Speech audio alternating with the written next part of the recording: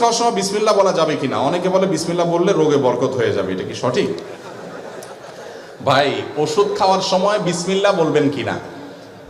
প্রত্যেকটা গুরুত্বপূর্ণ কাজে শুরুতে বিসমিল্লাহ বলবেন। কুল্লু আমরিন যিবালিন লাম ইউবদা বিসমিল্লাহি ফাহুয়া আবতার আও আখতা।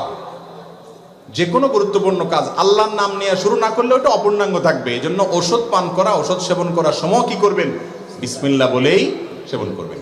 বিসমিল্লাহ পড়লে রোগে বরকত হবে কেন? ওষুধে না বরকত হবে? আপনার নজর ওইদিকে গেছে কেন? বরকত হবে কিসে? ঔষধে। ঔষধে বরকত হওয়া মানে ওষুধে কল্যাণ হওয়া, ওষুধে কল্যাণ হওয়া মানে রোগ ভালো হওয়া, ওইটা আরো ভালো হবে। তো এই যে বিসমিল্লাহ বলা ঠিক না ওষুধ খাওয়ার সময়, এগুলো মুরব্বীরা একসময় বলতো, এগুলোর কোনো ভিত্তি নাই। অনেকে আবার ওষুধ খাওয়ার একটা দোয়া বলে, আল্লাহ শাফি, আল্লাহ কাফি, আল্লাহ মাফি, শুনছেন নি?